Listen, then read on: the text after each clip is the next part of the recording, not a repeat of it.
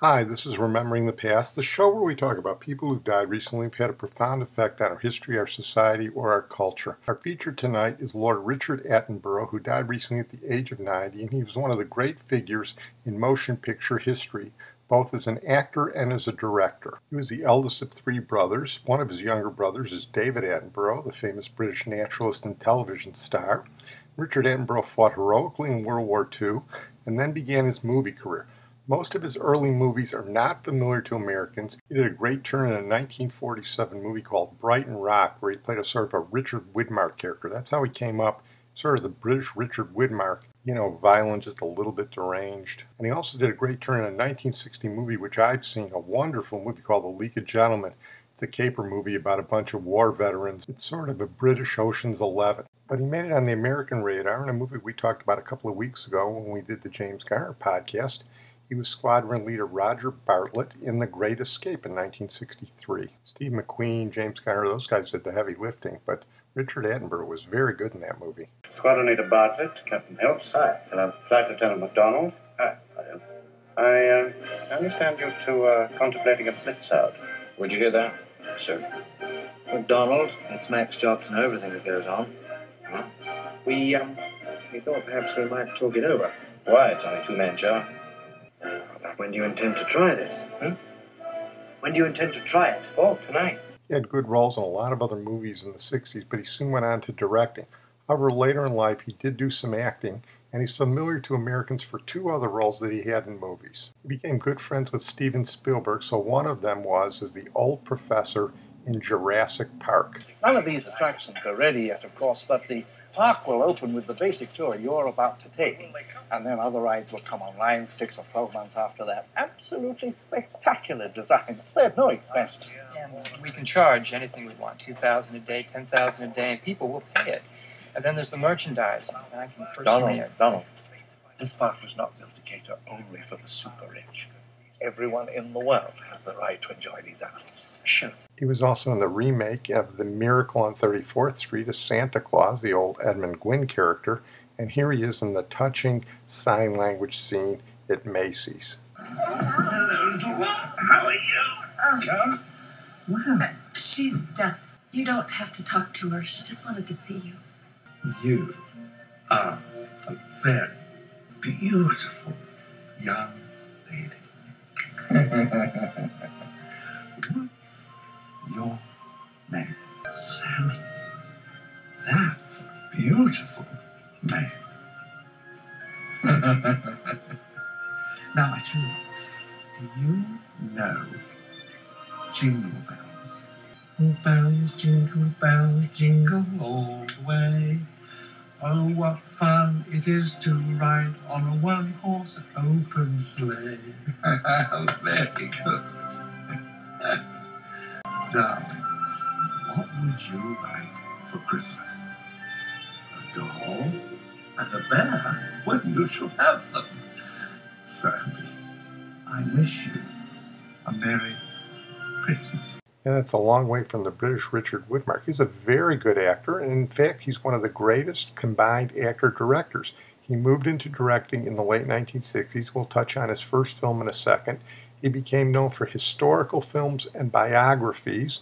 Most of them weren't great. He did A Bridge Too Far about the aborted landing behind German lines in World War II. He did Chaplin, about another great actor-director from Britain who he remembered from his childhood. That's the movie that actually saved Robert Downey's career. He did a wonderful job in it, but it didn't get great reviews. And he did Cry Freedom, an early Denzel Washington film where he plays Stephen Biko.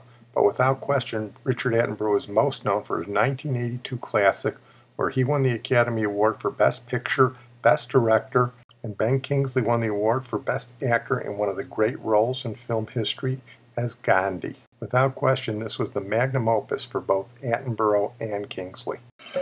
My name is Gandhi, Mohandas K. Gandhi. God gave you 10 thumbs. 11. Let every Indian aim it as his right. Do you want to go to jail? You will walk up. Because 100,000 Englishmen simply cannot control 350 million Indians if those Indians refuse to cooperate. Do you want an independent India and an independent Pakistan? If we obtain our freedom by murder and bloodshed, I want no part of it. not completely historically accurate, but certainly one of the great films in movie history. I'd like to touch on the first film he directed in 1969. It was called Oh, What a Lovely War. It was an anti-war film about World War I. Got most of the great British stars in it at one point or another. Olivier Gielgud, Maggie Smith. It was based on a Broadway play, and it had a lot of relevance because it came out at the height of the Vietnam War. BBC3 did an interview once with Richard Attenborough where he talked about Oh, What a Lovely War. The movie was a musical, and the interview contained some of the music from the movie. You'll hear him talk about the governor, that's his father, and he talks very passionately about the death of a generation in World War I. Granny? Granny, what did Daddy do in the war?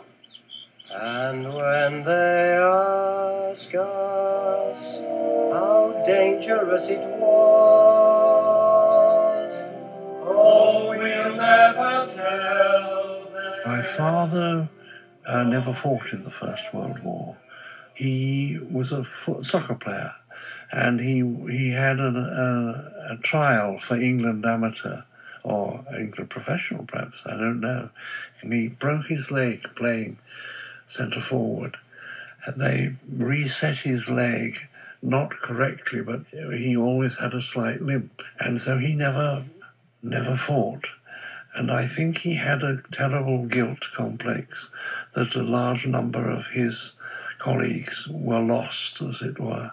And I remember on November the 11th, we always had a speaker who came to the school, Dave, who was 3 years younger than I, and we were deeply embarrassed because the governor had been invited to come and speak on Armistice Day, and I remember him walking with his slight limp, and the boredom on the face of everybody around, and the embarrassment and self-consciousness on my feeling and Dave's.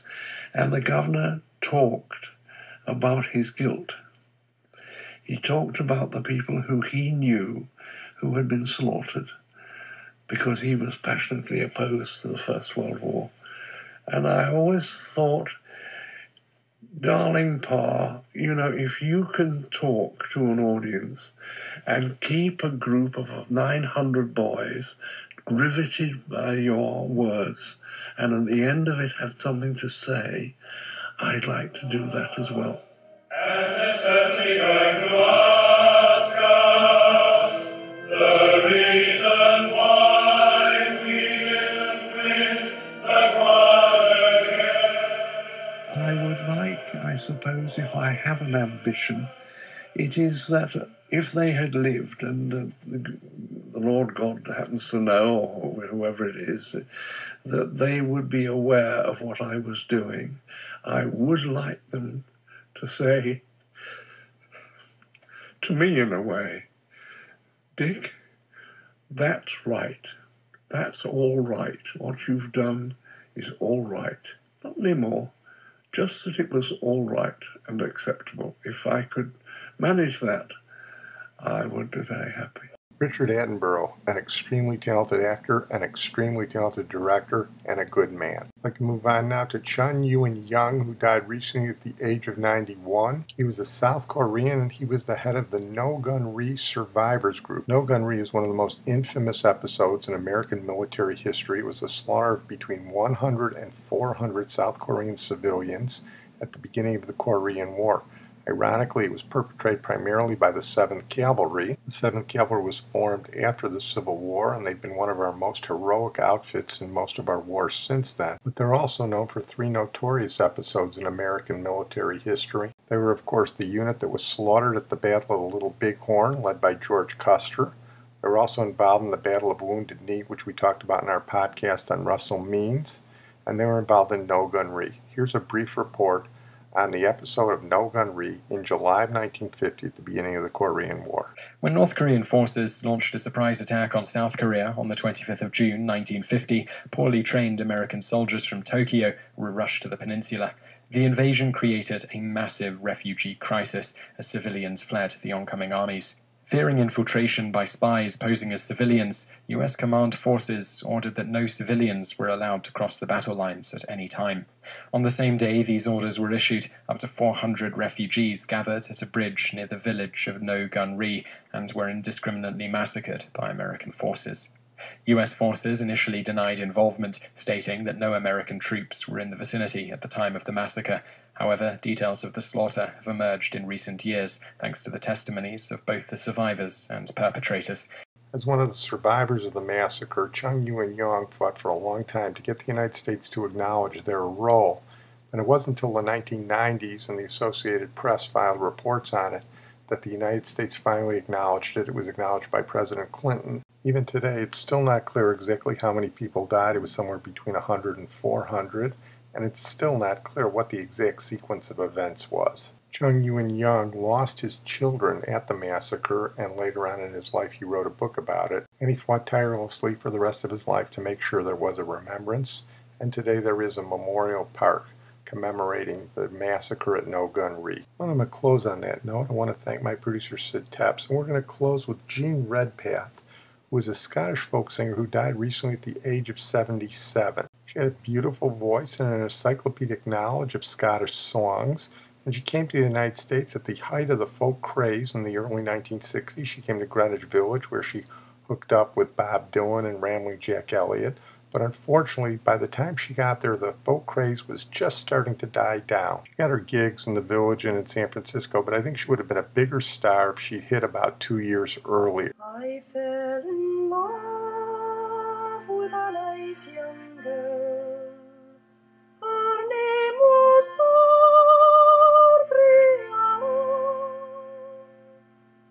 I fell in love with a nice young girl. Her name was Barbara.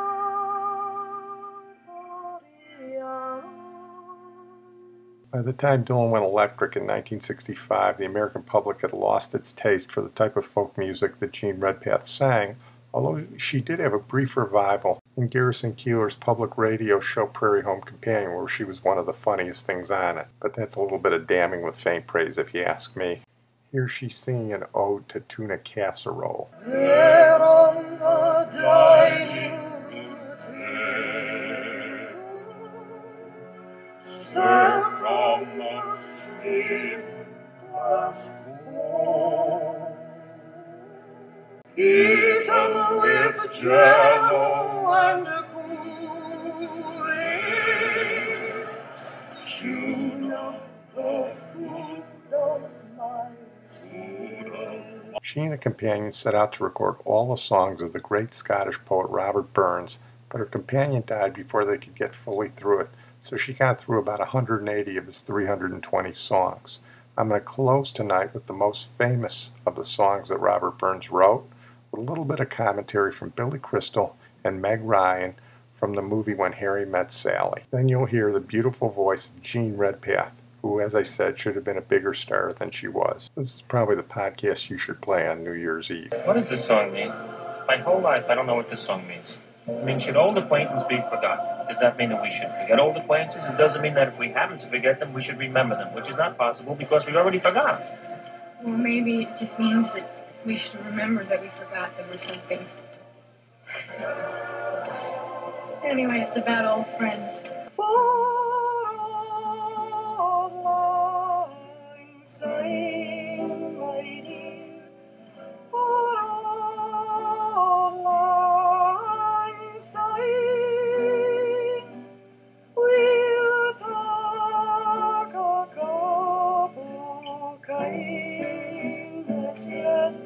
For auld lang syne.